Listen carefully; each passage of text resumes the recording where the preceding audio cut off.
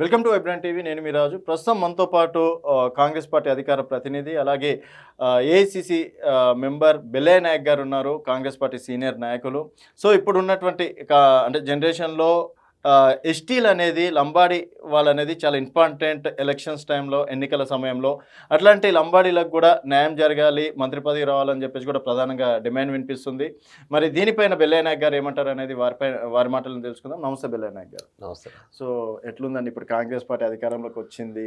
మీలాంటి వాళ్ళ కృషి చాలా వరకు కాంగ్రెస్ పార్టీకి, అంటే దాదాపు 10 సంవత్సరాల నుంచి మీరు కాంగ్రెస్ పార్టీ నుంచి ఫైట్ చేశారు. మొత్తానికి అధికారం వచ్చింది, 7 నెలలు కూడా అయిపోయింది. కొంతమేరకు విమర్శలు వస్తున్నాయి.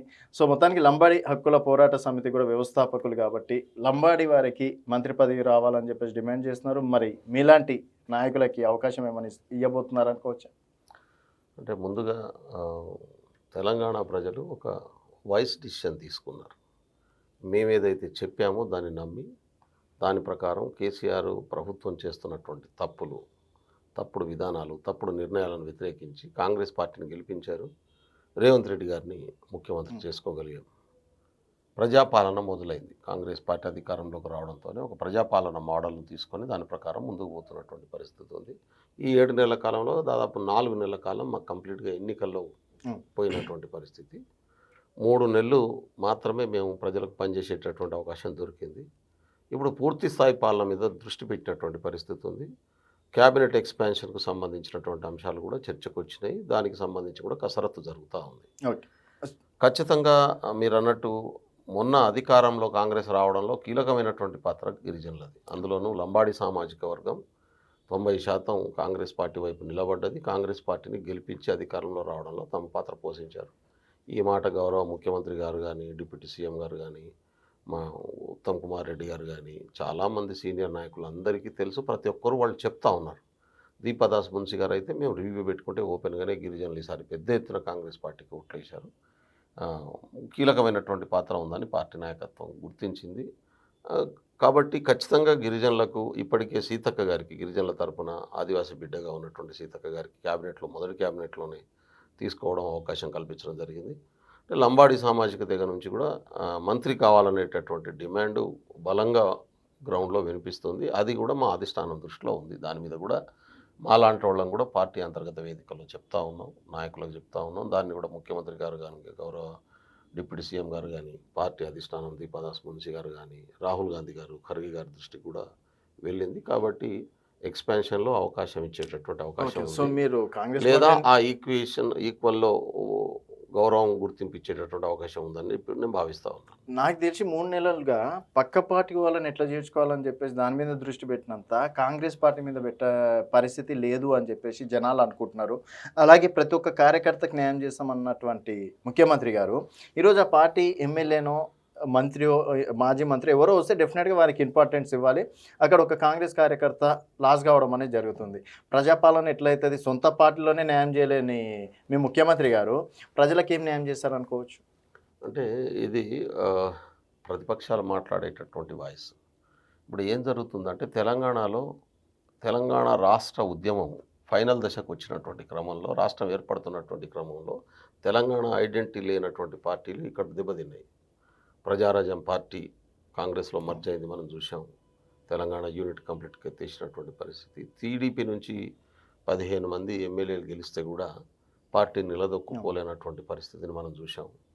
అదేవిధంగా ఇవాళ టీఆర్ఎస్ పార్టీ తాను చేసినటువంటి తప్పుడు రాజకీయ ఎత్తుగళ్ల వలన అది డిస్మాండిల్ అవుతున్నటువంటి పరిస్థితి ఉంది ఒక రకంగా. కాబట్టి బీఆర్ఎస్లో ఉన్నటువంటి చాలామంది నాయకులు, అంటే గతంలో కాంగ్రెస్లో టీఆర్ఎస్లో గెలిచినటువంటి వాళ్ళను బీఆర్ఎస్ చేర్చుకోవడం అనే విధానమేమో రాజకీయ, అది ఆ కోణం వేరు. కానీ ఇప్పుడేం జరుగుతుంది? బీఆర్ఎస్ పార్టీ డిస్మాండిల్ అవుతున్నది. డిస్మాండిల్ అవుతున్నటువంటి క్రమంలో అక్కడ ఉన్నటువంటి వాళ్ళు ఆల్టర్నేట్ను వెతుక్కుంటున్నారు. కాబట్టి సహజంగానే అధికారంలో ఉన్నటువంటి పార్టీలో ఉంటే మాకు కొన్ని పనులు అవుతాయి, ప్రజలకు కూడా కొంత మేలు చేయవచ్చు అనేటటువంటి ఉద్దేశంలో వలసలు వస్తున్నటువంటి పరిస్థితి ఉంది. గతంలో కేసీఆర్ గారు ఎట్లా ప్రోత్సహించిండు? వాళ్ళు చేసే వ్యాపారాల మీద దాడులు చేసుడు, అక్కడ పోలీసులను పెట్టుడు, వాళ్ళ పనులు కానియకుండా చేసుడు, కార్యకర్తల్ని సతాయించుడు, తప్పుడు కేసులు పెట్టి జాయిన్ చేసుకున్నారు. ఇప్పుడు అది జరగట్లేదు. అక్కడ ఉన్నటువంటి నాయకత్వం వాళ్ళ భవిష్యత్తును దృష్టిలో పెట్టుకొని ఇవాళ కాంగ్రెస్ను కొంతమంది మెజారిటీ ఎంచుకుంటున్నటువంటి పరిస్థితి. ఓకే. రెండోది ఈ చేరికలన్నీ కూడా ఏ సందర్భంలో జరుగుతున్నాయి? పార్లమెంట్ ఎన్నికలు జరుగుతున్నటువంటి సందర్భంలో జరిగినటువంటి చేరికలు ఎక్కువ ఉన్నాయి. అక్కడ 3, పార్లమెంట్ ఎన్నికల తర్వాత తర్వాత ముగ్గురు కూడా. అయ్యిండ్రు. కాబట్టి ఈ డిస్మాండిల్ అవుతున్నటువంటి క్రమంలో టీఆర్ఎస్ పార్టీ నాయకత్వం మీద విశ్వాసం కోల్పోవడంతోనే ఆల్టర్నేటివ్ ఎదుర్కొంటున్నారు. ఓకే. ఆల్టర్నేటివ్గా ఇక్కడ బలంగా ఉన్నటువంటి కాంగ్రెస్ ఉంది కాబట్టి మా అటుదిక్కు వచ్చే అవకాశం ఎక్కువ ఉన్నది. అయితే ఇక్కడ స్థానిక నాయకత్వాన్ని కూడా కాన్ఫిడెన్స్లో తీసుకొని వాళ్ళకు కన్విన్స్ చేసి తీసుకోవాలనే ప్రయత్నం జరుగుతుంది. కొన్నిసార్లు కొన్ని విషయాలు చెప్పలేము. చెప్పడం వల్ల ఏంటంటే లీక్ అయ్యి కొంత నష్టం జరిగే అవకాశం ఉందన్నప్పుడు ముందుగా నిర్ణయాలు తీసుకోవాల్సి వస్తుంది. ఓకే. రెండవది ఇక్కడ బీజేపీ ఎదురు చూస్తున్నటువంటి పరిస్థితి ఉంది తాను బలోపేతం కావడం కోసం చాలా సీరియస్గా. కాబట్టి మేము బలహీనంగా ఉన్నటువంటి ఏరియాలో జిల్లాలో కానీ లేకుంటే కాన్స్టిట్యున్సీలో కానీ మేము గతంలో గెలవకుండా కొంత వీక్ ఉన్నటువంటి ప్లేస్లో కానీ పార్టీని బలోపేతం చేసుకోవడం కూడా ఎజెండానే. ఓకే. ఆ ఎజెండా బీజేపీని బలోపేతం చేయడమా మమ్మల్ని మేము బలోపేతం చేసుకోవడమా? మేము వద్దనం అనుకోండి అది పోయి బీజేపీకి బలోపేతం అయ్యేటటువంటి అవకాశం కూడా ఉంటుంది కదా. ఓకే. టీఆర్ఎస్ అనేటటువంటిది డిస్మాండిల్ అవుతుంది, అందులో డౌట్ లేదు. ఇక్కడ 2 జాతీయ పార్టీల మధ్యన పోటీ ఉంది కాబట్టి మేము ఆ నిర్ణయం తీసుకోకుండా అది బీజేపీకి ఉపయోగపడేటటువంటి అవకాశం ఉంది. కాబట్టి దేశవ్యాప్తంగా మాకు బీజేపీకి మధ్యన పోటీ ఉన్నటువంటి విషయం మీకు తెలుసు. ఓకే. కాబట్టి ఇక్కడ మమ్మల్ని మేము బలోపేతం చేసుకోవడం దాని మీదనే ఎజెండా పెట్టుకున్నాం. అయితే ఆల్రెడీ పార్టీ కోసం కష్టపడ్డటువంటి వాళ్ళు కార్యకర్తలు 10 సంవత్సరాలుగా జైల్లోకి పోయినటువంటి వాళ్ళు మా అవకాశాలు దెబ్బతినే అవకాశం ఉందనేటటువంటి కొంత ఆందోళన చెందుతున్నటువంటి మాట వాస్తవం. కాబట్టి వాళ్ళను కూడా అడ్రస్ చేసి వాళ్ళకు కూడా భరోసా ఇచ్చి ఖచ్చితంగా కాన్ఫిడెన్స్ ఇచ్చేటటువంటి పని మా నాయకత్వం చేస్తుంది. ఇప్పటికే ముఖ్యమంత్రి గారు చెప్పినటువంటి విషయం మనకు తెలుసు. కాంగ్రెస్ పార్టీ బీఫామ్ మీద గెలిచినటువంటి వాళ్ళకే క్యాబినెట్లో అవకాశాలు ఉంటాయనేటటువంటి మాటను చెప్పినటువంటి విషయం నేను కూడా అందరి దృష్టికి వచ్చినటువంటి పరిస్థితి ఉంది. కాబట్టి ఆందోళన చెందాల్సినటువంటి అవసరం లేదు. పాత కొత్త వాళ్ళందరినీ కలుపుకొని ఒక బలమైనటువంటి నిర్మాణం కోసం పార్టీ కృషి చేసేటటువంటి అవకాశం ఉంది. ఆ ప్రయత్నం మేము చేస్తాం. మీలాంటి నాయకులు దాదాపు 10 సంవత్సరాల నుంచి ప్రతి ఛానళ్లలో మీ వాయిస్ వినిపించారు, కాంగ్రెస్ తరఫున ఫైట్ చేశారు. అట్లాంటిది మీకు స్టార్టింగ్ ఒక లిస్ట్ వచ్చింది, ఏదో కార్పొరేషన్ చైర్మన్ అంటే మీ స్థాయి ఎమ్మెల్యే ఎంపీ స్థాయి కార్పొరేషన్ లేచిండ్రు. ఆ కార్పొరేషన్లో కూడా అవకతవకలు జరుగుతున్నాయి అని చెప్పేసి దాన్ని కూడా ఆపడం అనేది జరిగింది. సో అక్కడనే మీకు స్థానం సరిగ్గా కల్పించలేకపోయారు. అంటే మీకున్న కెపాబిలిటీకి సరైన పదవి కూడా రాలేదు దానికి సంబంధించి. అంటే రేపన్నాడు ఇంకా ఈ ఎమ్మెల్యేలు అంతా వచ్చినాక డెఫినెట్గా వాళ్ళు కొన్ని కండిషన్లు అనేది పెడతారు సామాన్యంగా. వాళ్ళు అట్లాంటప్పుడు ఇంకా మిమ్మల్ని ఏదో చూస్తారు. జాయినింగ్ ఏమి కండిషన్లతో జరుగుతలేవు. వాళ్ళు కండిషన్లు పెడితే ఆ కండిషన్లకు తొలగి జాయిన్ చేసుకోవాల్సిన అవసరం కాంగ్రెస్ పార్టీకి లేదు. వాళ్ళ రాజకీయ భవిష్యత్తు, కాంగ్రెస్ పార్టీ విధానాలు, కాంగ్రెస్ ముఖ్యమంత్రి చేస్తున్నటువంటి మంచి పనులు చూసి వాళ్ళు రావాల్సినటువంటి పరిస్థితి వస్తున్నది. నంబర్ 1. నంబర్ 2, నా భవిష్యత్తుకు సంబంధించినటువంటి విషయంలో కూడా మన సమాజంలో మా సమాజంలో చాలామందికి అసంతృప్తి ఉన్నటువంటి మాట వాస్తవం. ఎందుకంటే నేను 25 సంవత్సరాలు జాతి కోసం పనిచేయడం ఏదైతే చేసినో తద్వారా మావాడు ఇంత కష్టపడిన తర్వాత కూడా అవకాశం రాలేదనేటటువంటి భావన ప్రజల్లో ఉంది. నేను కాదన్ను. నేను కూడా పార్టీకి నాకు సరైన గుర్తింపు ఇస్తుందనేటటువంటి నమ్మకంతోనే ఉన్నా. ఇప్పుడు నేను ఒక రాజకీయ లక్ష్యం మీద పనిచేసేటటువంటి వ్యక్తిని, ఒక సిద్ధాంతం మీద పనిచేసేటటువంటి వ్యక్తిని. ఇక్కడ నా ప్రజలకు, ఈ వర్గాల ప్రజలకు సమానత్వం, స్వేచ్ఛ, సౌభ్రతత్వ పునాదిగా భారత రాజ్యాంగం ప్రకారం అన్ని రకాల హక్కులు రావాలని చెప్పి ఉద్యమాన్ని మొదలుపెట్టినటువంటి వాడిని. కాంగ్రెస్ పార్టీకి చేరి పనిచేయడం వల్ల అది ఇంకా ఎక్కువగా పనిచేసే అవకాశం ఉందని చెప్పి రాహుల్ గాంధీ గారు చెప్పడంతో ఆ రోజు ఉత్తమ్ కుమార్ రెడ్డి గారి నాయకత్వంలో నేను కాంగ్రెస్ పార్టీలో చేరిన. కాంగ్రెస్ పార్టీ అధ్యక్షులుగా పిసిసి ప్రెసిడెంట్గా ఆయన ఉన్నారు. దాదాపు 25-30 సంవత్సరాలుగా నేను ఉద్యమం మొదలుపెట్టిన కాడి నుంచి, ఆయన కోదాడలో మొదటిసారి పోటీ చేసిన కాడి నుంచి నాకు ఆయనకు పరిచయం ఉంది. కాబట్టి ఆయన కూడా రిక్వెస్ట్ చేయడం, రాహుల్ గాంధీ గారి ఒక ట్రైబల్ మీటింగ్ నన్ను పిలవడం, మాట్లాడడం, మీలాంటి వాళ్ళు దూరంగా ఉంటే ఎట్లా నిర్మాణం జరుగుతుంది, కాంగ్రెస్ లక్ష్యాలు సిద్ధాంతాలు తెలిసి కూడా మీరు ప్రాక్టీస్లో కొన్ని లోపాలు ఉన్న వాటిని అది మేము ప్రామాణికంగా తీసుకొని ఎట్లా దూరం ఉంటారని చెప్పి ఆయన చెప్పడం. కాబట్టి కాంగ్రెస్ పార్టీలో నేను బాధ్యత తీసుకున్నాను. తెలంగాణ రాష్ట్రాన్ని ఇవ్వడం అనేది మా కళ నెరవేర్చింది అనేటటువంటిది ప్రధానం. ఖచ్చితంగా కాంగ్రెస్ పార్టీ నా సేవల్ని ఉపయోగించుకుంటుంది. ఎందుకంటే ఇప్పటివరకు మీరు రాహుల్ గాంధీ గారితో భారత్ జోడో యాత్ర కన్యాకుమారి టు కాశ్మీర్ వరకు నడవడం అనేది జరిగింది. సో అక్కడ ఎమ్మెల్యే టికెట్ డెఫినెట్గా మీకు వస్తుందని చెప్పేసి అనుకున్నారు. బట్ అప్పటికి రాలేదు. ఈవెన్ రాహుల్ గాంధీ గారు కూడా ఎస్సీ ఎస్టీ బీసీలను ప్రధానంగా వీళ్ళకి న్యాయం చేస్తామని చెప్పేసి అంటున్నారు. మరి ఇప్పటివరకు అయితే అటు ఎంపీ ఎన్నికల్లో న్యాయం జరగలేదు, ఎస్సీ ఎస్టీ బీసీలకు కావచ్చు. తర్వాత ఎమ్మెల్యే ఎలక్షన్స్లలో న్యాయం జరగలేదు. ఇప్పుడు వచ్చే పదవులలో కూడా మొన్న 2 ఎమ్మెల్సీలు కూడా వారికి ఇవ్వడం అనేది జరిగింది.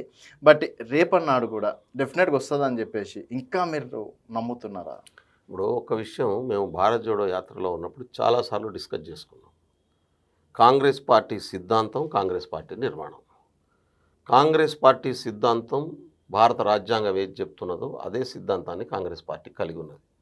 కాంగ్రెస్ పార్టీ నాయకత్వం, నిర్మాణంలో ఉన్నటువంటి నాయకత్వం 100% కాంగ్రెస్ పార్టీ సిద్ధాంతాన్ని పాటించేటోళ్ళే అందరు నిర్మాణం నాయకత్వ స్థానంలో ఉన్నారని మేము అనుకోవట్లేదు. రాహుల్ గాంధీ గారి భావన అదే, నా భావన అదే, మా అందరి భావన అదే. ఏ వ్యక్తి అయితే నిర్మాణంలో నాయకత్వ స్థానంలో ఉంటారో ఆయన 100% మనసా వాచా కర్మణ సిద్ధాంతాన్ని నమ్మి పనిచేసినప్పుడు యాజ్ ఇట్ ఈస్గా అది ఇంప్లిమెంట్ అవుతుంది. కానీ ఇంప్లిమెంట్ చేసేటటువంటి వ్యక్తుల్లో కొన్ని లోపాలు ఉన్నప్పుడు ఆ లోపాలే ఇంప్లిమెంట్ అవుతాయి. కాబట్టి అది సరి చేసుకోవాల్సినటువంటి బాధ్యత కూడా మా మీదనే ఉంటుంది. అందుకనే కాంగ్రెస్ పార్టీ అధికారంలో ఉన్నప్పుడు అధికార ప్రయోజనాల కోసం వచ్చేటటువంటి వ్యక్తులు కూడా ఉంటారు. కాబట్టి అందుకనే ప్యూర్గా 100% ప్యూర్ హిమాలయాల నుంచి పడ్డ వాటర్ బొట్టు లెక్క ఉంటారని చెప్పి మేము అనుకోవట్లేదు. మానవ సమాజంలో ఉన్నటువంటి అవలక్షణాలు కూడా నాయకుల్లో ఉంటాయి. అవి తొలగించుకుంటూ బలోపేతం చేసుకుంటూ ముందుకు పోవాలనేది మేము అనుకుంటున్నది. కాకుంటే వాళ్ళంతా చెడ్డవాళ్ళు కాదు, మంచి వాళ్ళే. పరిస్థితుల ప్రభావం వల్ల అట్లా నిర్ణయాలు తీసుకోవాల్సినటువంటి పరిస్థితులు కూడా వాళ్ళకు ఉత్పన్నం అవుతాయి. అందుకనే నాకు మా రాష్ట్ర నాయకత్వం మీద కానీ, ముఖ్యమంత్రి గారి మీద కానీ, రాహుల్ గాంధీ గారి మీద పూర్తి నమ్మకం ఎందుకున్నదంటే మ్యాక్సిమం దాన్ని ఇంప్లిమెంట్ చేయడం కోసం ప్రయత్నం చేస్తున్నారు. అక్కడక్కడ కొన్ని అడ్డంకులు రావచ్చు, కొన్ని ఆబ్లిగేషన్స్ రావచ్చు. పార్టీలో ఉన్నటువంటి వాళ్ళే కొందరు ఈయన వద్దు, ఆయన ఉంటే బాగుంటుందని చెప్పేటటువంటి అవకాశం అక్కడక్కడ ఉండొచ్చు. అయినా అందరినీ బ్యాలెన్స్ చేసి కలిపి తీసుకెళ్లడం అనేటటువంటి అంతిమ లక్ష్యం. ఇప్పుడు వ్యక్తిగతంగా నేను పార్టీ కోసం పనిచేస్తున్నా, అధికారంలో భాగస్వామిని కాలేదు. నేనేమంటున్నా అంటే పార్టీ అధికారం కంటే పెద్దది. ఇప్పుడు ప్రభుత్వంలో పనిచేయడం ఒక ఎత్తు, పార్టీలో పనిచేయడం ఒక ఎత్తు. గత 10 సంవత్సరాలుగా పార్టీలో పనిచేస్తున్నాం. నేను ప్రధాన కార్యదర్శి లిస్టులలో మీ పేరు లేకపోవడం, ప్రధాన కార్యదర్శి ఎప్పుడు ఎక్స్పెక్ట్ చేయలే, నేను అది కోరుకోలే. రాష్ట్ర ప్రధాన కార్యదర్శి పోస్ట్, ఎందుకంటే నేను నేషనల్ వైస్ చైర్మన్, ఆదివాసీ కాంగ్రెస్ నేషనల్ వైస్ చైర్మన్ అనే పొజిషను ఏఐసిసి సెక్రటరీకి ఈక్వల్ క్యాడర్.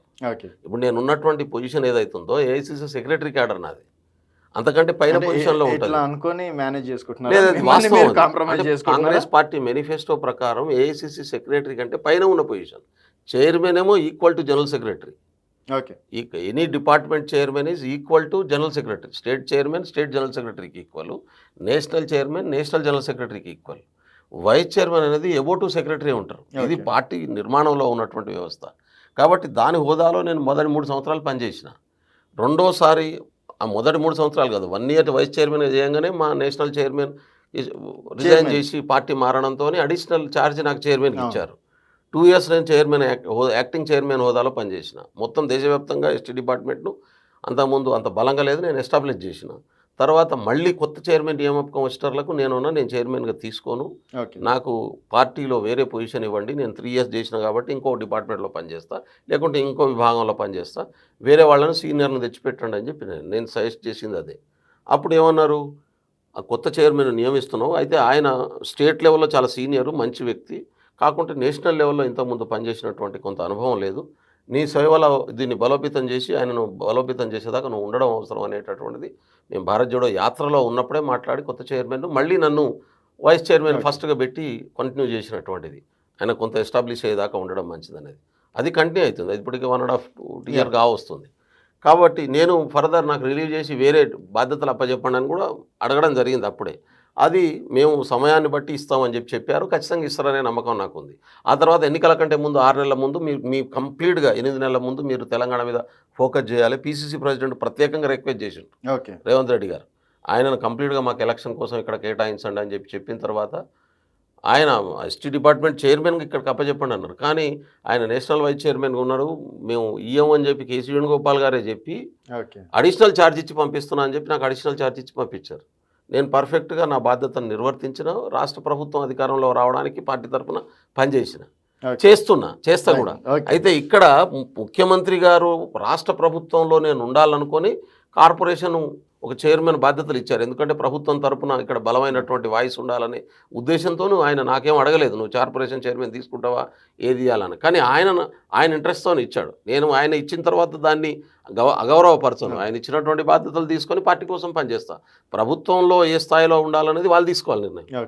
నేను పోయి అడిగేది ఏం లేదు. ఇప్పుడు మీరు అన్నారు ఎమ్మెల్యే టికెట్ నేను అడిగిన, ఇయ్యలేదు, ఎందుకు ఇయ్యలేదు అనే మాటను కూడా అడిగిన. బహుశా ఎవరు అడగరు. అంటే ఈ నాలో ఉన్న లోపాలు ఏమైనా ఉంటే సరి చేసుకుందాం. పార్లమెంటు టికెట్ అప్పుడు పార్లమెంటు కన్సిడర్ చేస్తామని చెప్పి వాళ్ళే మాట్లాడారు. పార్లమెంట్ టికెట్ అప్పుడు ఒత్తిడి చేయలేను, నేను అప్లై చేసిన మీ ఇష్టం. చాలామంది చెప్పారు మీరు రాహుల్ గాంధీని కలవండి, ఇంకోళ్ళని కలవండి. నేను కలవదలుచుకోలేదు.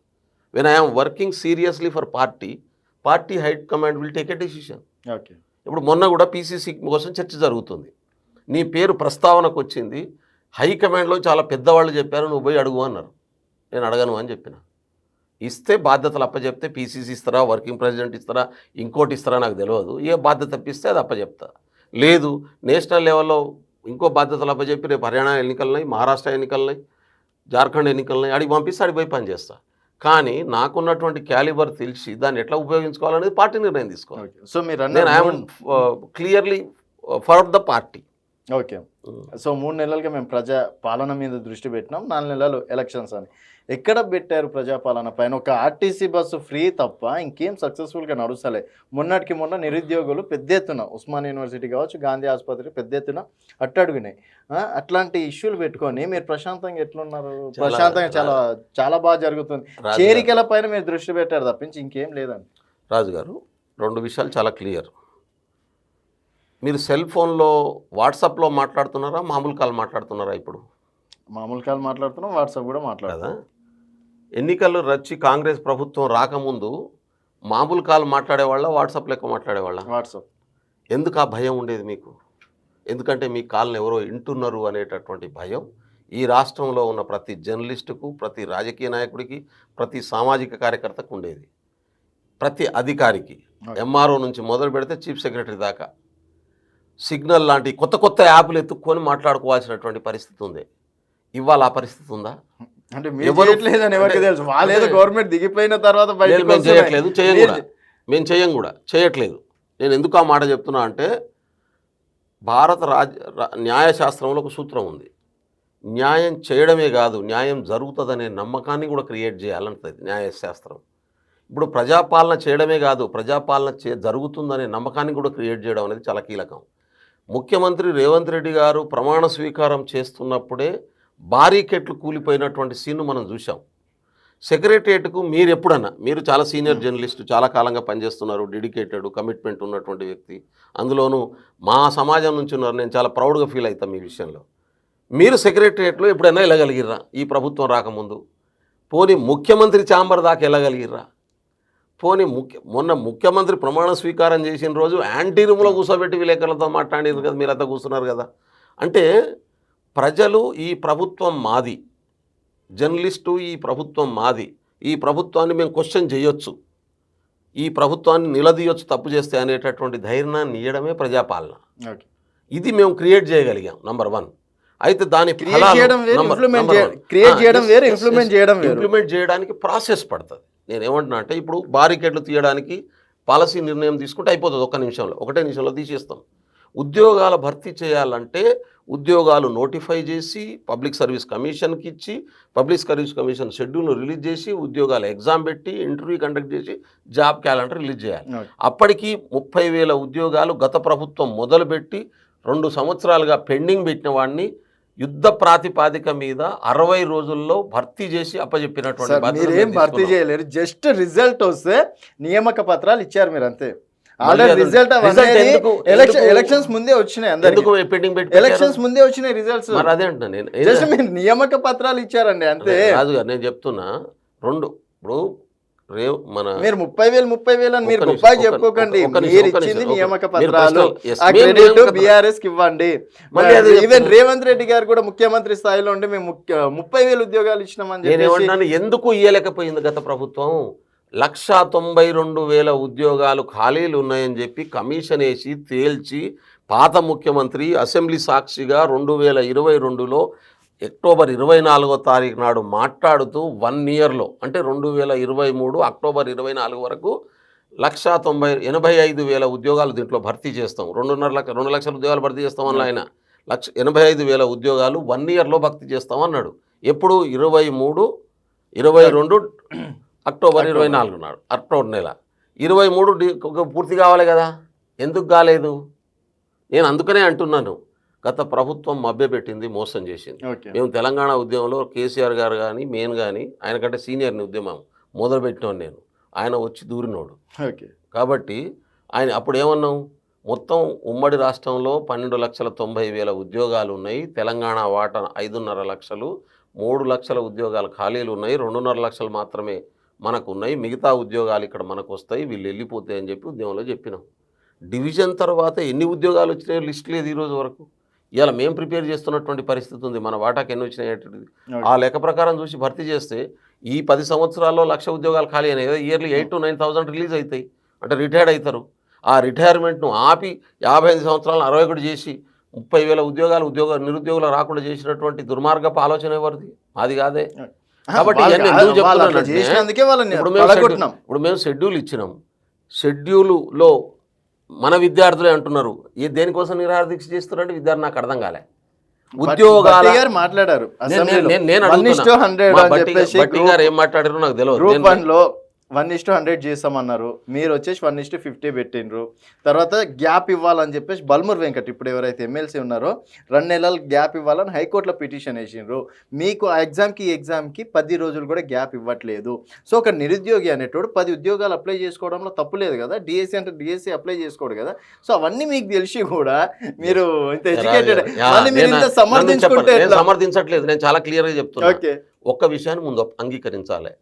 ఇప్పుడు ఉద్యోగాల నోటిఫికేషన్లు రిలీజ్ చేసినాం, నంబర్ 1. ఓకే, ప్రశ్న ఏంది? వీటి మధ్యన గ్యాప్ కావాలనేది విద్యార్థుల డిమాండ్. అవును, దాన్ని మేము అంగీకరిస్తున్నాం. ఆ గ్యాప్ ఇవ్వాలనేటటువంటి డిమాండ్ మా దృష్టికి వచ్చిన తర్వాత పబ్లిక్ సర్వీస్ కమిషన్ ప్రజాపాలన కదా, ఎంతమంది నిరుద్యోగులను కలిసిండ్రు, ఎంతమంది నిరుద్యోగులకు అపాయింట్మెంట్ ఇచ్చిండ్రు, ఎంతమంది నిరుద్యోగులకు అంటే ఉన్నామని చెప్పేసి చేసిండ్రు. ఇప్పుడు ఓవర్ నైట్లో అపాయింట్మెంట్ ఇచ్చేస్తారా? 10 రోజుల నుంచి మోతిలాల్ నాయక్ అనేట మీ కమ్యూనిటీ ఆయన వాళ్ళు వచ్చి కలిసి మాట్లాడినరు. మా కమ్యూనిటీ ఆయనే. నిన్న నేను మీటింగ్ పెడితే లంబాడకుల పోరాట సమితి దగ్గరికి వచ్చి రిప్రజెంటేషన్ ఇచ్చారు. ఆ రిప్రజెంటేషన్ ఇమ్మీడియట్గా నేను వేం నరేందర్ రెడ్డి గారితో మాట్లాడినా, వాళ్ళు కూడా డైరెక్షన్ ఇచ్చారు. ఇప్పటికే బల్మూర్ వెంకట దగ్గరికి పంపించడం అని చెప్పినారు. మిగతా సంఘాల నాయకులు కూడా నాకు రిప్రజెంటేషన్ ఇస్తే నేను ప్రభుత్వం దృష్టికి తీసుకెళ్ళినా. అవును, దీంట్లో 2 విషయాలు ఉంటాయి. ప్రొవోకేటివ్ చేసి మిగతా పార్టీలు వాళ్ళు చేసేటటువంటి దాన్ని పట్టించుకోము. విద్యార్థులు సిన్సియర్గా వాళ్ళ సమస్యల కోసం చెప్పే విషయాన్ని పరిష్కరించకుండా వదిలిపెట్టాం. 2 విషయాలు క్లారిటీ ఇవ్వదలుచుకున్నా. ఇక్కడ కొంతమంది తమ రాజకీయ ప్రయోజనాల కోసం ప్రొవోకేటివ్ ఉద్యమాలు కూడా చేపిస్తున్నారు. అవి చెప్పమంటే నాకు అన్ని తెలిసి చెప్పేస్తా, ఒక్క నిమిషం పని నాకు. కానీ నేను విద్యార్థులను బ్లేమ్ చేయదలుచుకోలేదు.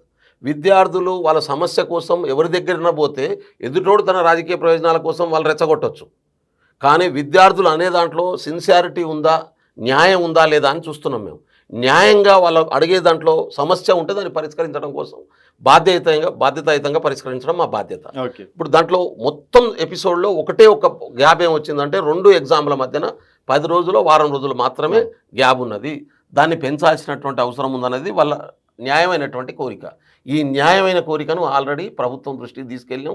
ప్రభుత్వం దాన్ని పబ్లిక్ సర్వీస్ కమిషన్ దృష్టికి కూడా తీసుకెళ్తున్నది. నిన్న పబ్లిక్ సర్వీస్ కమిషన్ ఒక మేడంను కలిసి మాట్లాడి వచ్చిన. నేనే పోయి మాట్లాడినా. అయితే నేను ప్రెస్కి చెప్పలే ఇది. ఇప్పుడు మీరు అడుగుతురు కాబట్టి చెప్పిన. నేనే మాట్లాడినా. అంటే దీంట్లో అవును అప్పుడు కొంత ఎందుకంటే ఎక్కువ నోటిఫికేషన్లు ఇస్తున్నాం. అసలు ఉద్యోగాలు భర్తీ చేయనోడు వచ్చి మాకు నీతులు చెప్తుండ్రు దీంట్లో ఉద్యోగాలలో గ్యాప్ ఇస్తలేరని. ఆశ్చర్యం ఏంటంటే 10 సంవత్సరాల అధికారంలో ఉన్నటువంటి హరీష్ రావు వచ్చి 10 సంవత్సరాల్లో ఒక ఉద్యోగం భర్తీ చేయని వాడు వచ్చి కేటీఆర్ వచ్చి విద్యార్థులు కొట్టాడుతుంటే పట్టించుకుంటలేరని మాట్లాడుతున్నాడు. అరే నువ్వు భర్తీ చేసి ఉంటే ఇలా ఈ నోటిఫికేషన్లు అన్నీ ఒక్కసారి రావాల్సిన అవసరమే వచ్చింది. ఇవాళంతా కూడా ముందే భర్తీ అయ్యి ఉంటే మేము డిసెంబర్ వరకు ఈ 2 లక్షల ఉద్యోగాలు భర్తీ చేయాలని నిర్ణయం తీసుకున్నాం. డిసెంబర్ వరకు ఇది జూలై డిసెంబర్ వరకు 4 నెలలు మేము అవును అందుకనే అంటున్నాం. ఎందుకు నోటిఫికేషన్లు ఇవ్వాల్సి వస్తున్నది? మేము ఇచ్చినటువంటి మాట ఏంది? మేము 1 ఇయర్ డిసెంబర్ వరకు మీరు 2 లక్షల నోటిఫికేషన్లు ఇస్తారా? అన్ని ఉద్యోగాలు భర్తీ చేస్తాం. ఇచ్చినటువంటిది ఒక 2 నెలలు నోటిఫికేషన్లు ఇస్తారా? ఎందుకు ఇవ్వము? 2 లక్షలు. ఇప్పుడు అదే అంటున్నారు 2 లక్షలు కాదు, ఎన్ని ఖాళీ ఉన్నాయి? 1,90,000 ఉన్నాయి. ఇప్పుడు 30,000 భర్తీ అయ్యాయి. సంవత్సరంలో 2 లక్షలు ఇస్తా అన్నారు. అవును ఇస్తామన్నాం. ఎన్నైతే ఖాళీ ఉన్నాయో అయ్యే కాదు, ఇంకా వేకెన్సీస్ ఏమేమి ఉన్నాయో కూడా ఐడెంటిఫై చేస్తున్నాం. ఏం వదిలిపెట్టే సమస్య లేదు. అవును రికార్డే మాట్లాడుతున్నాను, లేకుంటే ఏమన్నా పారిపోవడానికి చెప్తున్నా నేను. అయితే అంటే మీలా ఇప్పుడు మీరు పెట్టినట్టు పెడతారు. ఇప్పుడు ఇదే పెడతారు 4 నెలల్లో ఇన్ని ఉద్యోగాలు ఒకటేసారి ఎట్లా ఎగ్జామ్ రాయాలంటారు విద్యార్థులు. అటువంటిప్పుడు 2-3 నెలలు ఎక్కువ తీసుకోవాల్సి వస్తుంది విద్యార్థుల ప్రయోజనాల కోసం కదా. అందుకనే నోటిఫికేషన్లు ఇచ్చి ప్రభుత్వ రంగంలో ఉన్నటువంటి అన్ని ఉద్యోగాలను భర్తీ చేస్తాం. అందులో ఏం డౌట్ ఉండాల్సినటువంటి అవసరం లేదు. అందులో అయితే నేనేమంటున్నా అంటే విద్యార్థులకు మీ ఛానల్ ద్వారా కోరుతున్నది ఏంటంటే మీ ప్రయోజనాల కోసమే ఈ ప్రభుత్వం అన్ని ఉద్యోగాలు భర్తీ చేయడం కోసం నోటిఫికేషన్లు ఇస్తున్నది. రాజకీయ పార్టీలు రాజకీయ ప్రయోజనాల కోసం మీ సమస్యను వాడుకుందాం అనేటటువంటి వ్యక్తులు చేసేటటువంటి రాజకీయ వ్యూహంలో మీరు పడకండి. మీకు ఏం సమస్యలు ఉన్నా డైరెక్ట్గా ప్రభుత్వం దృష్టికి తీసుకురండి. పరిష్కరించడం కోసం ప్రభుత్వం ప్రయత్నం చేస్తుంది. లేకుంటే మా దృష్టికి తీసుకురండి, మేము ప్రభుత్వం దృష్టికి తీసుకెళ్తాం. కానీ మీరు ఆందోళన చెంది నిరాహార దీక్షలకు ఇంకో దానికి దిగడం వల్ల ప్రయోజనం లేదు. మిమ్మల్ని మీరు హింసించుకొని మీ కాలాన్ని వ్యర్థం చేసుకోకండి. మీ ఫోకస్ అంతా కూడా ఎగ్జామినేషన్ ప్రిపరేషన్ మీద పెట్టాలని చెప్పి నేను 2 చేతులు జోడించి కోరుతాను. అండ్ నెక్స్ట్ రైతుల గురించి మాట్లాడుకుంటే రుణమాఫీ December 9, సరే అవన్నీ పాత ముచ్చట, August 15 వరకు చేస్తామని అంటే అందరికి ఇస్తారా, మళ్ళీ దాంట్లో ఏమైనా లొసుగులు పెడతారా? చూడండి, అవసరమైన వాళ్ళకు అందరికీ ఇస్తాం. రైతుల పేరు మీద రియల్ ఎస్టేట్ వ్యాపారాలు చేసుకునే వాళ్లకు, భూములు కలిగి ఉండి ఐఏఎస్లు ఐపీఎస్లుగా కొనసాగుతున్నటువంటి వాళ్లకు, భూములు ఊర్లలో కలిగి ఉండి హైదరాబాద్లో వేల కోట్ల రూపాయల ఆస్తులు సంపాదించుకుని ట్యాక్సులు కడుతున్నటువంటి వాళ్లకు ఇవ్వమంటారా? అవసరం లేదు. వాళ్ళు ఇవ్వమంటారా? మీరు కూడా చెప్పండి. మరి ఇప్పుడు కేసీఆర్ గారు అందరికీ ఇవ్వమంటారు. వాళ్ళు చెప్పేది ఇదే. ఓకే, వాళ్ళు గుట్టలకు పుట్టలకు కూడా ఇవ్వమంటారు. ఇప్పుడు ఆన్ పేపర్ మీద పట్టా భూమి ఉంటుంది 100 ఎకరాలు, అది కల్టివేషన్కి ఉండదు, అది గుట్టు ఉంటుంది. ఓకే, అది పట్టానే. కేసీఆర్ ఆ గుట్టకు కూడా పైసలు ఇచ్చిండు. ఇప్పుడు మమ్మల్ని ఏమంటారా? ఆ గుట్ట మీద వ్యవసాయం జరుగుతుందా? మా ఉద్దేశం ఏంటంటే రైతులను ఆదుకోవాలి. ఇది రైతు చేయుత, రైతు భరోసా. పట్టా భూమి భరోసా కాదు మాది, రైతు భరోసా. ఎవరైతే వ్యవసాయం చేసి తన కుటుంబాన్ని పోషిస్తూ తన పిల్లల్ని చదివిపిస్తూ తన బిడ్డల్ని ఉన్నత స్థాయికి తీసుకెళ్ళి వాళ్ళ జీవనాన్ని పోషిస్తున్నారో ఆ వ్యవసాయం పంట ద్వారా వస్తున్నటువంటి రాబడి సరిపోవట్లేదనే ఉద్దేశంతో ఆ వ్యవసాయానికి చేయూతనియాలనేది కాంగ్రెస్ పార్టీ లక్ష్యం.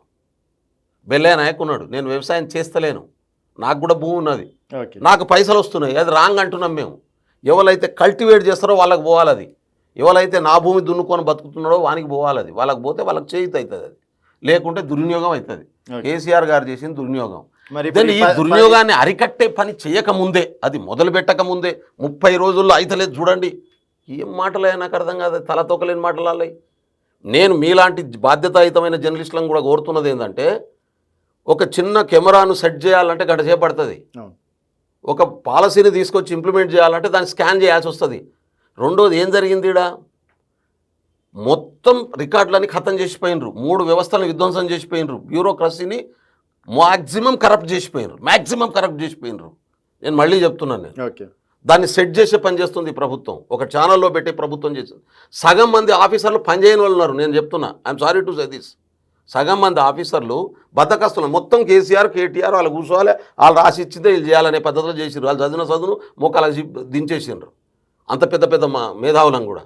బ్యూరోక్రసీ తన పని తాను చేసి ఉంటే ఇవాళ ఈ పరిస్థితి ఉండకపోయేది. ఎందుకంటే రాజకీయ ఇన్వాల్వ్మెంట్ బ్యూరోక్రసీలో భయంకరంగా పెంచిపోయినారు.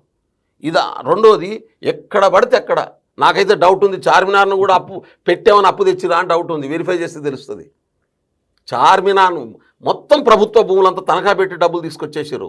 ఒక్కొక్క స్కాములు తీస్తూ ఉంటే మామూలుగా వెళ్తలే వాళ్ళవి. కాబట్టి ఇంత విధ్వంసం అయినటువంటి వ్యవస్థను గాడిలో పెట్టి డెమోక్రటిక్ కాన్స్టిట్యూషనల్ సిస్టమ్ని ఎస్టాబ్లిష్ చేసే పని జరుగుతూ ఉంది. దాంట్లో ఒక్కొక్క దగ్గరనైతే ఎటువంటి అధికారులు ఉన్నారంటే ఈ రోజుకి కూడా ముఖ్యమంత్రి చెప్పిన ఆయన అధికారులు ఉన్నారు. I'm sorry to say this. అంటే ఇంత బ్యూరోక్రసీ నాశనం అయినటువంటి పరిస్థితి ఉంది. ఎన్నిసార్లు ట్రాన్స్ఫర్ చేస్తారు? ఒకసారి చేస్తారు, 2 సార్లు చేస్తారు. 15 సంవత్సరాల నుంచి ఒక్క దగ్గరనే. తెలంగాణ వచ్చిన కాడి ఒక్క దగ్గరనే. దోపిడీకి అడ్డు అదుపు లేనటువంటి పరిస్థితి, అప్పులకు అదుపు లేని పరిస్థితి, ఎక్కడెక్కడి నుంచి ఏం పెట్టి తెచ్చిరో తెలియనటువంటి పరిస్థితి. మనం 5 లక్షల కోట్లు అంటే 7 లక్షల కోట్లు వెళ్ళింది. కార్పొరేషన్, ఒక్కొక్క కార్పొరేషన్ భయంకరంగా ఉన్నాయి. అవన్నీ రేపు కార్పొరేషన్ చైర్మన్లు తీసుకున్నాక తూపితే ఎంత బయటకు వెళ్తుందో తెలియదు. కాబట్టి ఈ వ్యవస్థను ప్రజాపాలనని మేము పెట్టుకున్నప్పుడు దాన్ని ప్రజాపాలన వైపు తీసుకెళ్ళాలి మేము. ఇది ఓవర్లైన్ మా లక్ష్యం, అది అటువైపు తీసుకెళ్లే పని జరుగుతుంది. అందుకనే చెప్తా ఉన్నాను, ఖచ్చితంగా నాకు పూర్తి నమ్మకం ఉంది. రైతులకు సంబంధించినటువంటి ప్రతి రైతుకు మేము ఇచ్చిన ప్రతి హామీ అమలవుతుంది. ఒకరోజు ముందవుతుంది, ఒకరోజు వెనకవుతుంది. ఓపిక పట్టండి. ఇప్పుడు 2 లక్షల రుణమాఫీ అని పెట్టుకున్నాం. ఆగస్టు 15వ తారీఖున వరకు ఇచ్చేస్తామని చెప్పినాం. ఖచ్చితంగా ఆగస్టు 15వ తారీఖు వరకు రైతుల రుణమాఫీ జరుగుతుంది. అయితే దానికి క్యాబినెట్ సబ్ కమిటీ వేసింది ఆల్రెడీ. ఆ క్యాబినెట్ సబ్ కమిటీలో ఈ గుట్టలు, బోళ్ళు, లేకుంటే వ్యవసాయం యోగ్యంగాని భూముల పేరు మీద తీసుకునేటటువంటి పైసల్ని కట్ చేయాలని చెప్పి నేను కూడా రిప్రజెంటేషన్ ఇస్తాను ప్రభుత్వానికి. నేను ఇస్తాను, ఎందుకంటే తప్పది. అది దుర్వినియోగం అవుతుంది. ప్రజలు కష్టపడి కట్టినటువంటి ట్యాక్స్ ద్వారా వచ్చే ప్రభుత్వ సొమ్మును ఈ ఏసీ రూమ్లో వండుకొని వాళ్ళకు ఇచ్చుడేం తప్ప నాకు అర్థం కాదు. రైతులకు ఇవ్వాల్సినటువంటి పైసలు అది బాధ్యత లేనితనం అవుతుంది. ప్రభుత్వం అనేది పాలనకులు అనేటటువంటి వాళ్ళు, పాలనకు వచ్చినటువంటి ఏ వ్యక్తి అయినా కానీ custodian of the peoples money. Okay, ఈ కస్టోడియన్ లెక్కనే వ్యవహరించాలి తప్ప దానికి రాజుల లెక్క వ్యవహరిస్తే ఎట్లా? అది కుదరదు మా దగ్గర. ఓకే. అండ్ ఇప్పుడు పీసీసీ అధ్యక్షుని రేస్లో బీసీలకి ఇవ్వాలి అని చెప్పేసి ప్రధానంగా నడుస్తుంది, అండ్ ఎస్టీలకు ఇవ్వాలని చెప్పేసి కూడా అంటుంది. మరి ఏమంటారు మీరు? నేనేమంటున్నానంటే పార్టీ సిస్టమ్ తెలిసి, ఇప్పుడు మేము అధికారంలో ఉన్నాం, ఇక్కడ ఎలక్షన్స్ పెద్దగా లేవు. కాంగ్రెస్ పార్టీలో సిద్ధాంతపరమైనటువంటి రూట్స్ గ్రౌండ్లోకి వెళ్ళాల్సినటువంటి అవసరం ఉంది. నన్ను అడిగితే నేనేమన్నా అంటే కాంగ్రెస్ ఐడియాలజీ తెలిసి, కాంగ్రెస్ ఐడియాలజీని విస్తృతంగా గ్రామస్థాయి దాకా ఒక ట్రైనింగ్ల ద్వారా తీసుకెళ్ళి పార్టీని అద్భుతంగా నిర్మాణం చేసుకునేటటువంటి నాయకత్వానికి ఇవ్వాల్సినటువంటి అవసరం ఉంది. ఇప్పుడు ఎవరైనా పర్లేదు, అది ఎవరైనా పర్లేదు. నేను దాంట్లో ప్రధానంగా సామాజిక వర్గాల వారీగా తెలంగాణలో 92%, 91.5% శ్రీకృష్ణ కమిషన్ రిపోర్ట్ చెప్పినట్టు ఎస్సీ ఎస్టీ బీసీ మైనారిటీ వర్గాలు ఉన్నాయి. అధ్యక్షుడు ఇప్పుడు ఒక డెమోక్రటిక్ పర్సను రెడ్డి సామాజిక వర్గం నుంచి ఉన్నాడు కాబట్టి బీసీకో ఎస్సీకో ఎస్టీకో ఇవ్వాలి. నన్ను అడిగితే ఎస్టీకే ఇవ్వాలని చెప్తా, నాకే ఇవ్వాలని చెప్తా. తప్పేం లేదు కదా, కోరుకోవడంలో తప్పేం లేదు కదా, నాకే ఇవ్వాలని జరుగుతా. మరి నన్ను అడగడం లేదు కాబట్టి నేను దాంట్లో ఇన్వాల్వ్ గాను. ఎవరికి ఇచ్చినా వాళ్ళ నాయకత్వంలో పార్టీ బ్రహ్మాండంగా నేను నాకు ఇస్తే, నేను అంటున్నాను కదా, మళ్ళా ఈ రాష్ట్రంలో ప్రతి నియోజకవర్గంలో కాంగ్రెస్ ఐడియాలజీ, కమ్యూనిస్టులు పుస్తకాలు పట్టుకొని తిరుగుతారు కదా, ఇప్పుడు కాంగ్రెస్ ఐడియాలజీ చాలామందికి తెలియదు. కాంగ్రెస్ ఐడియాలజీ అనేది, కాంగ్రెస్ ఐడియాలజీని ఏ ఊరు చెట్టు కింద కూర్చొని వెనకట మా ఊర్లలో మాట్లాడేటోళ్ళు అట్లా మాట్లాడేటటువంటి ట్రైనింగ్లు ఇప్పిస్తా, అటువంటి లీడర్షిప్ని తయారు చేస్తా. అంటే మళ్ళీ 100, 20, 30 సంవత్సరాల దాకా ఇక్కడ ప్రతి యువకుడు కాంగ్రెస్ ఐడియాలజీ తెచ్చుకునేటటువంటి పరిస్థితి తీసుకొస్తా. నాకు ఇస్తట్టు చేయగలుగుతాను, పక్కా చేస్తా, 100% చేస్తా. ఈ మంత్రివర్గంలో అయినా మీకు న్యాయం జరుగుతుంది అనుకోవచ్చు. అంటే మంత్రివర్గంలో నేను ఇప్పుడు ఎమ్మెల్యేలకే ఇవ్వాలని నన్ను అడిగితే కూడా ఎమ్మెల్యేలకు ఇవ్వాల్సినటువంటి అవసరం ఉంటుంది, ఎమ్మెల్యేలకు గెలిచినటువంటి వాళ్ళకి ఇవ్వాల్సినటువంటి అవసరం ఉంటుంది, వాళ్ళ నుంచే ప్రాతినిధ్యం తీసుకోవాలని చెప్పి బాగుంటుంది. నాన్ ఎమ్మెల్యేస్కి ఇవ్వడం అనేటటువంటి వలన కూడా కొన్ని ఇబ్బందులు వస్తాయి. అది ముఖ్యమంత్రి డిస్క్రిషనరీ పవర్కు సంబంధించినటువంటి అంశం. ఆయన ఎవరికి కావాలనుకుంటే క్యాబినెట్ ప్రభుత్వం మంచిగా నడవాలనుకుంటున్నాడో వాళ్ళని తెచ్చి పెట్టుకుంటాడు. దాంట్లో సీనియర్ నాయకులు కాంగ్రెస్ పార్టీ కాబట్టి సీనియర్గా ఉన్నటువంటి క్యాబినెట్ అంతా కూడా ఉన్నటువంటి 12 మంది కూర్చొని డిస్కస్ చేసుకొని డిప్యూటీ సీఎం గారు వాళ్ళు ఆలోచించుకొని తీసుకోవాల్సినటువంటి నిర్ణయం. అండ్ ఇప్పటికి ఒక వాదన ఏంటంటే ఆగస్టు తర్వాత కాంగ్రెస్లో సంక్షోభం ఏర్పడుతుంది, రాష్ట్రంలో సంక్షోభం రాబోతుందని సోషల్ మీడియా ముచ్చట్లు. మరి అవి అంటే ఇది చాలామంది కాంగ్రెస్ ప్రభుత్వం చేస్తున్నటువంటి ఒక మంచి పాలన తీసుకొచ్చుకునే లక్ష్యంతో చేస్తున్నటువంటి అడుగులకు వ్యతిరేకంగా ఉన్నవాళ్ళు మాట్లాడి కాంగ్రెస్ పడిపోదు, ఎక్కడా పోదు, రేవంత్ రెడ్డి గారే ముఖ్యమంత్రిగా కొనసాగుతాడు, యాజ్ ఇట్ ఈజ్ ఉంటుంది, 5 సంవత్సరాలు ఉంటుంది. ఇప్పుడు ఆడ మోడీ తనకు తాను గడుపుకోలేని పరిస్థితిలో ఉన్నాడు. ఇంకా మా ప్రభుత్వానికి కూడా కొడితే ఆయన ప్రభుత్వం కూలిపోయే పరిస్థితి ఉంది అక్కడ. కాబట్టి కాంగ్రెస్ను టచ్ చేయగలిగినటువంటి పరిస్థితి లేదు. ఇక్కడ తెలంగాణలో అది సాధ్యం కానటువంటి విషయం. నేనైతే చాలా స్పష్టంగా ఉన్నది, నాకేం కన్ఫ్యూజన్ లేదు. 5 సంవత్సరాలు కాంగ్రెస్ ప్రభుత్వం ఉంటుంది ఇక్కడ, డౌటే లేదు. సీనియర్లు జూనియర్లు అవి ఏం ఉండదు. అవన్నీ ఇప్పుడు మీరు చూడండి చాలా సమన్వయంతో పనిచేస్తున్నారు. ఉత్తమ్ కుమార్ రెడ్డి ఒక దిక్కు అద్భుతంగా పనిచేస్తున్నారు. నేను మొన్న దామోదర్ రాజనరసింహ గారి దగ్గరికి వెళ్ళాను. పొద్దున 3 సార్లు పోతే పొద్దున 9 గంటల నుంచి నైట్ 9 గంటల వరకు ఆడ జాతర నడుస్తుంది. అంతకుముందు ఒక మంత్రిని ఒక మంత్రి ఇంటికి జనాలు వచ్చే అవకాశం ఉండేనా? లేదు. ఇవాళ చూస్తే 1 గంట ఆయనకు, నేను 9 గంటల దాకా వెయిట్ చేసి, అరే నాకు ఓపిక లేదురా నాయన అని, ఏం చేయమంటావు, పొద్దున్న 9 గంటల నుంచి ఇప్పటిదాకా ఇదే పరిస్థితి ఉన్నది అంటే, అరే ఇట్లా ఉంటే ఎట్లా అన్నా అంటే, మరి వాళ్ళకి చాలా సమస్యలు ఉన్నాయి, ఏం చేస్తాం. 10 సంవత్సరాల నుంచి ఎవడు మాట్లాడినోళ్ళు లేడు, పట్టించుకున్నోళ్ళు లేడు, వాళ్ళ గురించి చర్చించినోళ్ళు లేడు, బాధ చెప్పుకుందాం అంటే ఇన్నోళ్ళు లేడు. మనం వింటున్నాం కాబట్టి వస్తున్నారు. కాబట్టి వాళ్ళకి కనీసం ఉపశమనం కల్పించి మనకు పరిధిలో ఉన్నాయి చేద్దాం, మిగతా శాఖల పరిధిలో ఉన్నాయి ఆ మంత్రులకు సెక్రటరీలకు రెఫర్ చేస్తున్నా అని చెప్పుకొచ్చాడు. అంటే పొన్నం ప్రభాకర్ దగ్గరికి పోతే అదే పరిస్థితి, సీతక్క దగ్గరికి పోతే అదే పరిస్థితి. ఆయనదైతే సెక్రటరీ పోయినా నేను ఒకరోజు ఏడ నిలబడడానికి చోటు లేకుంటున్నది. అంటే ఒక యాంటీ రూమ్లో కూడా నిలబడడానికి చోటు లేకుంటున్నది పరిస్థితి. కాబట్టి ప్రజలు గత 10 సంవత్సరాలుగా, అంతకుముందు 10 సంవత్సరాలేమో తెలంగాణ ఉద్యమంలో సమస్యల గురించి పట్టించుకోలే. ప్రభుత్వం పనిచేసినప్పటికీ ప్రభుత్వ యంత్రాంగాన్ని తెలంగాణ ఆంధ్ర ప్రాతిపాదిక మీద విడిపోయినటువంటి పరిస్థితి. ఈ 10 సంవత్సరాలు కంప్లీట్గా కేసీఆర్ తను అనుకూలం తను పిలుచుకున్నాడు తప్ప ఎవరు పోయి అప్లికేషన్ ఇచ్చే పరిస్థితి లేదు. పైగా భూముల పంచాయతీలు, ఉద్యోగుల పంచాయతీలు, ప్రతి దాంట్లో జనం లేని కొత్త సమస్యలు సృష్టించి క్రియేట్ చేసిపోయింది ఆయన. ఓకే. ఆయన చేసినటువంటి గొప్పతనం ఏంటంటే ఆంధ్రోలు క్రియేట్ చేసిన సమస్యల కంటే కేసీఆర్ క్రియేట్ చేసిన సమస్యలు ఎక్కువ ఉన్నాయి. నీ సొంత భూమి కూడా నీకు 50 సంవత్సరాలు ఉన్న భూమి డిస్ప్యూట్ అయిపోయింది.